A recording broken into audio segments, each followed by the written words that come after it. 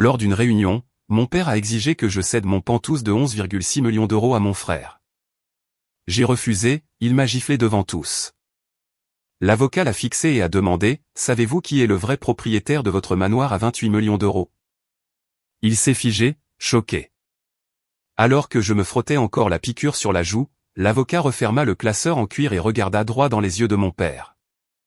Toute la pièce se figea, 40 pères d'yeux retenant leur souffle, car personne n'avait jamais parlé à mon père de la manière dont cet homme venait de le faire. Ces témoins n'étaient pas de simples spectateurs.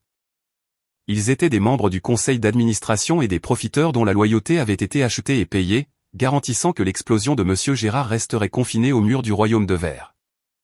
Du moins, c'est ce qu'ils croyaient. Mais à cet instant, tout cessa d'avoir de l'importance, sauf sa seule question murmurée. « Monsieur Gérard, savez-vous réellement qui est le propriétaire légal du manoir de 28 millions d'euros dans lequel vous résidez ?» La main de mon père s'immobilisa en l'air, serrant son verre. Il se figea à mi-gorgée. Il ne s'agissait plus seulement de l'appartement de 11 600 000 euros qu'il voulait me faire céder à mon frère. C'était une reddition de compte. Je n'ai pas pleuré. Pleurer est une réaction biologique pour les personnes qui attendent encore quelque chose de leur famille. Je suis une gestionnaire de crise. Ma vie professionnelle repose sur l'analyse des risques, l'atténuation des dommages et l'équilibre des comptes. Pendant des années, j'avais été l'investisseuse silencieuse dans leur version de la famille. Chaque fois que mon frère, Thierry, contractait une nouvelle dette de jeu de 1 600 000 euros, c'était moi qui épurais le bilan. Chaque fois que mon père, Gérard, flirtait avec un scandale d'entreprise menaçant le royaume de verre, c'était moi qui tirais les ficelles pour qu'il disparaisse. Ma compassion n'était pas une émotion.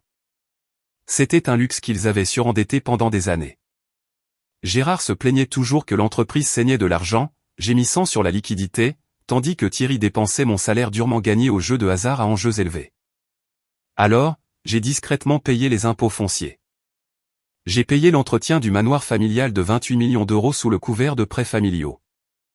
Je l'ai fait parce que Gérard prétendait que l'entreprise était à sec. Je pensais acheter une place à la table. Je pensais que si j'étais suffisamment utile, je serais enfin vu comme une fille. Je réalise maintenant que ce n'était qu'un service d'abonnement et que j'étais la seule à payer la facture. Quand on grandit en étant la suppléante, l'enfant qui n'est remarqué que lorsqu'il y a un désordre à nettoyer, on développe un type de compétence de survie bien particulier. C'est une chaîne invisible. C'est une prison sans barreaux qui maintient le survivant ancré aux mêmes personnes qui le noient. Je m'étais entraîné à garder le silence pendant que Thierry prenait la plus grande part de l'héritage. J'avais appris à me rendre invisible pour que la maison reste calme. À l'époque, je le croyais quand il disait « Tu n'es qu'une phase, pas un avenir ». Mais debout dans ce bureau de Paris, regardant l'horizon de Central Park, la chaleur quitta enfin mon visage. La piqûre se transforma en une clarté clinique et froide. Ce n'était pas une rupture familiale. C'était une faillite de caractère. J'ai regardé le stylo argenté sur la table, celui que mon grand-père avait utilisé pour signer son héritage. Mon père n'était pas choqué par ce qu'il avait fait lorsqu'il m'avait giflé. Il était seulement choqué que j'ai cessé de jouer le jeu. Le silence dans la pièce n'était pas juste un silence. C'était le bruit de 40 ans de mensonges audités en temps réel. J'ai compris que le pouvoir de mon père était une dignité louée. Et que j'étais celle qui détenait l'acte de propriété. Je n'ai pas attendu que l'ascenseur atteigne le hall avant d'ouvrir mon téléphone. Je n'ai pas attendu que l'air parisien refroidisse ma colère, car ma colère n'était plus chaude. Elle était gelée. En tant que gestionnaire de crise, j'ai appris que la réponse la plus efficace n'est pas la plus forte. C'est celle qui retire l'oxygène de la pièce. J'ai quitté ce gratte-ciel, passant devant le verre poli et les gardes de sécurité silencieux, et je n'ai pas regardé en arrière une seule fois. Je n'ai pas pleuré pour un père qui venait de m'agresser. Je n'ai pas paniqué pour un frère qui voulait ma maison. J'ai simplement tapé le contact de mon banquier privé. Ce n'était pas de la vengeance. C'était un audit de longue date. Lorsque l'appel fut établi, ma voix était aussi stable que celle d'un moniteur cardiaque dans une pièce vide. Bonjour David, c'est Destiné. J'ai besoin de mettre à jour mon profil de risque. Je révoque mon statut de garant personnel pour toutes les lignes de crédit associées à Gérard et Thierry. Avec effet immédiat. Il y eut une pause de l'autre côté. Le genre de silence que l'on n'obtient que lorsqu'un filet de sécurité de 500 000 € est soudainement retiré. David a essayé d'être professionnel, mais j'ai pu entendre la confusion. Il savait que la version du succès de ma famille reposait sur ma signature. Je lui ai dit de traiter cela comme un retrait total des garanties. J'arrêtais simplement le style de vie subventionné que je finançais depuis des années. En raccrochant, j'ai réalisé comment ils avaient pu me regarder dans les yeux et me traiter de sans valeur alors que je payais leurs factures. C'était le piège de la cruauté normalisée. Lorsque vous permettez à quelqu'un de vous maltraiter longtemps, sa toxicité cesse d'être une exception et devient son système d'exploitation. Parce que j'avais toujours été là pour nettoyer les dégâts, Gérard et Thierry en étaient venus à considérer mon silence non pas comme une force, mais comme un manque d'options. Ils avaient normalisé l'idée que j'étais une ressource à utiliser, comme l'électricité ou l'eau. Pour eux, ma seule valeur était mon utilité. Ils ne voyaient pas la personne. Ils ne voyaient que la police d'assurance. Ils croyaient vraiment que leur statut était un droit de naissance, oubliant que les fondations de leur royaume de verre étaient bâties sur la fille même qu'ils venaient d'essayer de jeter. J'ai fait signe à une voiture noire, ayant besoin du silence teinté privé d'un bureau mobile pour coordonner la première frappe de la liquidation. Thierry avait prévu une grande célébration dans un salon sur le toit exclusif pour trinquer à son nouvel appartement de 11 600 000 €. Je pouvais presque le voir portant son costume à 4 000 € entouré du genre d'amis qui ne se montrent que lorsque le champagne est gratuit. Il allait saisir sa carte d'entreprise, celle que j'avais garantie pour payer une note de 10 000 € de cristal de collection et de mini-burgers de bœuf de Wagyu. Il arborait ce même sourire suffisant qu'il affichait dans le bureau de l'avocat, se sentant comme un roi ayant finalement conquis le suppléant. Mais la transaction échouerait. La petite bande magnétique de cette carte n'était plus connectée à ma sueur et à mon salaire. Elle serait refusée, non pas une, mais 2 fois. Je pouvais imaginer la rougeur de l'embarras montant à son cou lorsque le serveur l'informerait poliment que la ligne de crédit était suspendue. Je pouvais imaginer le rire de ses amis se transformant en regard gêné. Le roi était sur le point de réaliser que sa couronne était faite de dettes non garanties, et que je venais d'annuler l'abonnement. Je suis monté dans le véhicule qui attendait, la porte se fermant avec un bruit sourd et étouffé qui ressemblait beaucoup à une signature finale. Le royaume était en train de geler, et j'étais la seule à avoir un manteau. Le téléphone n'est pas resté silencieux longtemps. Gérard n'a jamais été un homme qui acceptait un non, surtout de la part d'une fille qu'il considérait comme un actif secondaire. Il a lancé une campagne de relations publiques qui aurait été impressionnante si elle n'avait pas été si pathétique. En 24 heures, les vautours rôdaient. Il n'a pas appelé pour s'excuser de la gifle ou pour négocier un règlement. Au lieu de cela, il a utilisé ses relations d'entreprise restantes pour laisser fuiter une histoire conçue pour anéantir ma carrière avant même que je puisse faire mon prochain pas. Il a affirmé que j'étais une prédatrice. Il a dit à tous ceux qui voulaient bien écouter, et à plusieurs journalistes de tabloïds payés pour écouter, que je m'engageais dans des abus sur personnes âgées. Il a dressé le portrait d'une fille manipulatrice qui avait utilisé ses compétences professionnelles pour faire croire à son grand-père mourant qu'il devait céder l'héritage familial. Il a utilisé l'expression « abus sur personne âgée » comme une arme tactique, espérant que la simple laideur de l'accusation me forcerait à abandonner. J'ai regardé les gros titres défiler sur mon téléphone pendant que j'étais assise dans mon bureau à domicile. Je n'ai pas paniqué. La colère n'était pas forte cette fois. Elle était clinique. J'ai simplement ouvert une nouvelle feuille de calcul et j'ai commencé un audit médico-légal de la fiducie médicale de ma mère, Patricia. Gérard avait insisté pour gérer les paiements de son établissement de soins spécialisés, affirmant que c'était son devoir en tant que mari. Mais je connaissais Gérard. Pour lui, le devoir n'était qu'un autre mot pour désigner le levier. J'ai examiné l'historique des primes de son assurance pour soins de longue durée. Ma mère souffre de démence précoce avancée. Elle a besoin de soins spécialisés 24 heures sur 24 qui coûtent 15 000 € par mois.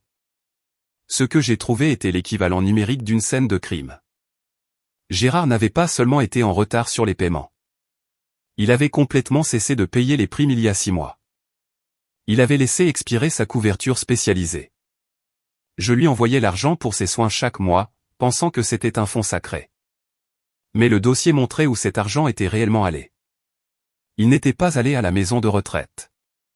Il était allé directement sur un compte de transit utilisé pour payer les intérêts de la dernière dette de jeu de Thierry de 1 600 000 €. Mon père avait joué avec la vie de ma mère pour protéger la réputation de son fils préféré. J'ai appelé le directeur de l'établissement et sa voix a confirmé mes pires craintes. Le directeur m'a dit qu'ils essayaient de joindre Gérard depuis des semaines parce que l'assurance avait expiré et que les paiements privés manquaient. Ma mère était à 48 heures d'être expulsée du seul endroit qui la gardait en sécurité et à l'aise. Gérard était prêt à laisser sa femme être jetée dans une institution publique juste pour garder les cartes de crédit de Thierry actives. C'était la goutte d'eau qui faisait déborder le vase. Ma compassion était un luxe qu'ils avaient surendetté pour la dernière fois. Ce n'était plus un simple différend familial. C'était une violation mortelle de la confiance. J'ai réalisé que Gérard et Thierry n'étaient pas seulement ingrats. Ils étaient un danger biologique. Ils étaient des parasites qui consommeraient tout sur leur passage, y compris leur propre sang, pour maintenir l'illusion de leur royaume de verre. J'ai fermé l'ordinateur portable. Les données étaient claires. L'audit était terminé. Je n'avais pas besoin de crier. J'avais juste besoin d'exécuter la phase finale de la liquidation. Je n'ai plus essayé de gérer cela seul. Un gestionnaire de crise sait quand faire appel à l'artillerie lourde. J'ai appelé Marc, un spécialiste de la comptabilité médico-légale et du droit des successions qui gagne sa vie en démantelant des façades d'entreprise. La colère n'était pas le carburant dont j'avais besoin. J'avais besoin de documentation. J'avais besoin du genre de vérité qui n'est pas seulement blessante, mais qui emprisonne. Nous avons passé 3 nuits blanches dans une pièce qui sentait le café rassis et le vieux papier, en examinant 40 ans de mensonges de mon père. La piste papier était une carte d'un royaume mourant. Nous avons découvert que le manoir de 28 millions d'euros ne m'avait pas seulement été donné. Il était détenu dans une fiducie révocable que mon grand-père avait établie il y a 13 ans. Gérard n'en avait jamais été le propriétaire. Il n'était qu'un locataire avec un droit de jouissance, un droit d'y résider. Mais ce droit était assorti d'une condition fatale. Il lui était strictement interdit de grever l'actif de toute dette ou responsabilité légale. Au moment où il compromettait l'intégrité de la propriété, son droit de résidence était caduc. Mais l'arrogance de Gérard était plus grande que sa prudence. Marc a pointé une signature sur une demande de prêt d'il y a 2 ans, une ligne de crédit de 800 000 euros. Puis il m'a montré une copie de ma propre signature sur un contrat professionnel. Même à mon œil non entraîné, la différence était claire. Gérard avait falsifié ma signature sur des formulaires d'autorisation pour utiliser le manoir comme garantie pour des prêts prédateurs à taux d'intérêt élevés. Il n'avait pas seulement imité mon écriture. Il avait exploité un notaire de famille corrompu de longue date pour contourner le processus de vérification d'identité de la banque, transformant une fiducie professionnelle en un outil criminel. Il avait utilisé une propriété qu'il ne possédait pas pour financer le style de vie de Thierry, pariant que je n'aurais jamais le courage de regarder les livres. C'était le tournant criminel dont j'avais besoin pour mettre fin à cette guerre. Ce n'était plus de l'ingratitude ou du favoritisme familial. C'était un crime. Mon père avait commis une fraude systématique contre sa propre enfant pour protéger le fils préféré qui buvait actuellement les primes médicales de ma mère. Chaque signature que Gérard avait falsifiée était un clou dans le cercueil de son autorité.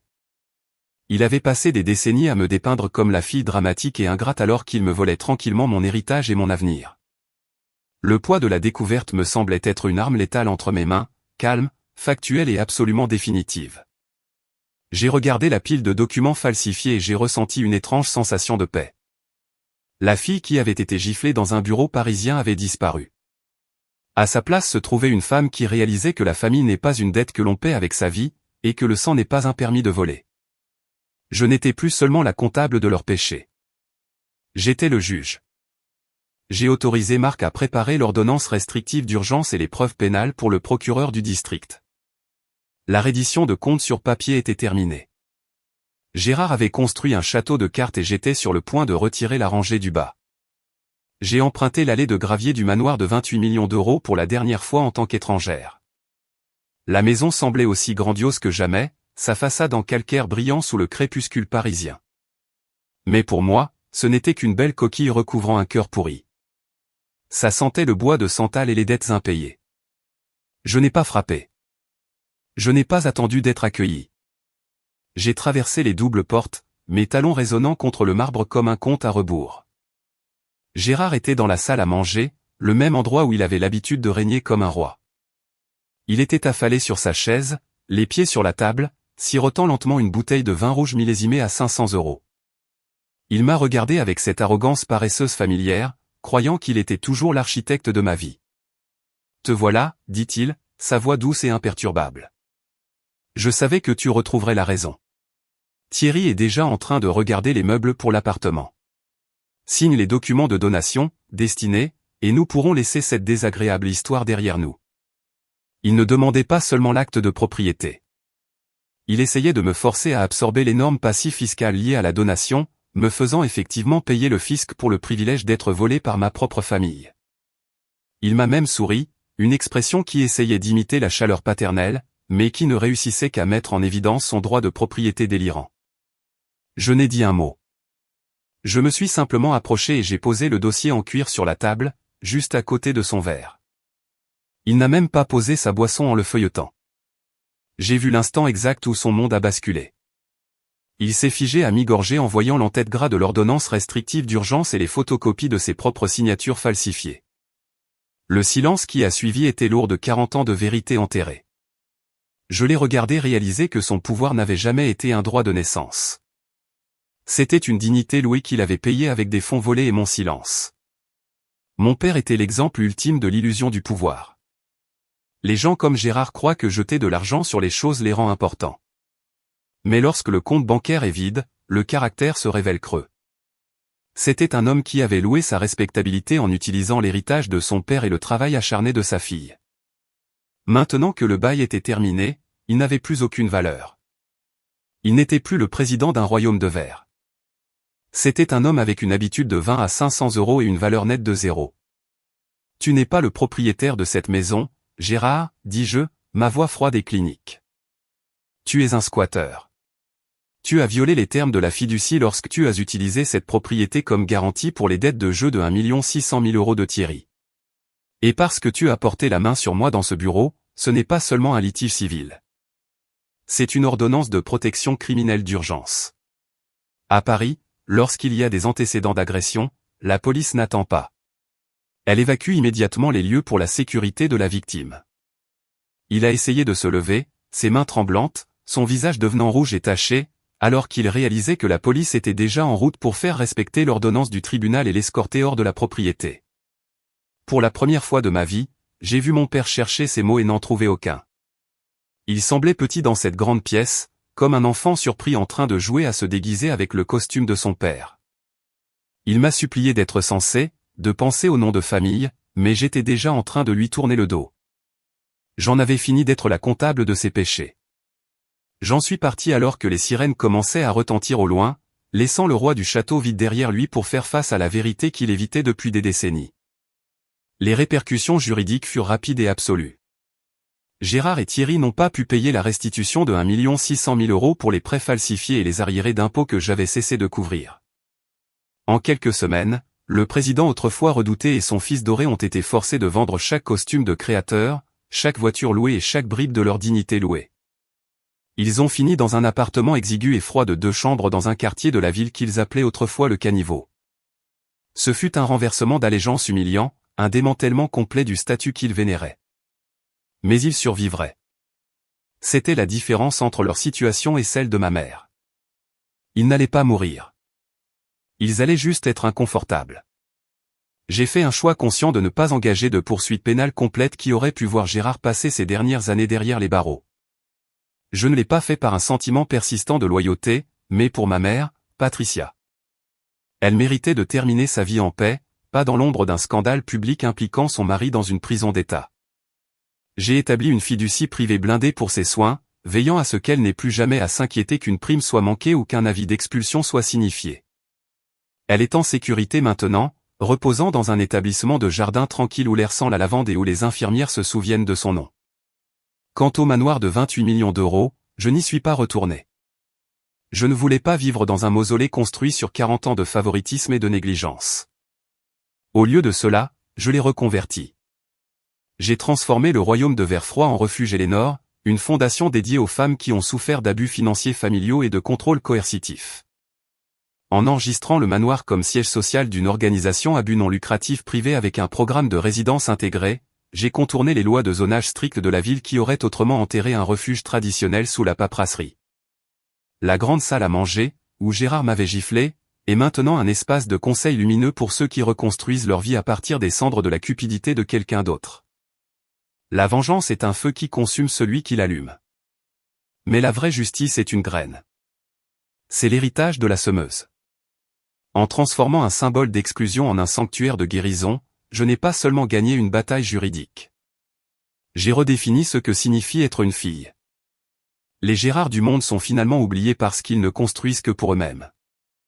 Mais les jeunes pousses que nous plantons pour les autres deviennent le seul héritage qui dure vraiment. Je me tenais dans mon nouveau bureau, contemplant l'horizon parisien, et j'ai réalisé que le silence ne ressemblait plus à une prison. Il ressemblait à une fondation. En regardant en arrière, j'en suis venu à comprendre que la famille n'est pas une dette avec laquelle on est, et que le sang n'est jamais un permis de voler votre paix. Si vous avez passé votre vie comme la remplaçante, celle qui porte le fardeau pendant que quelqu'un d'autre reçoit les louanges, rappelez-vous que votre valeur n'a jamais été déterminée par ceux qui refusent de la voir. Devenir le mouton noir de la famille signifie souvent simplement que vous êtes le seul assez courageux pour regarder le verre et voir les fissures.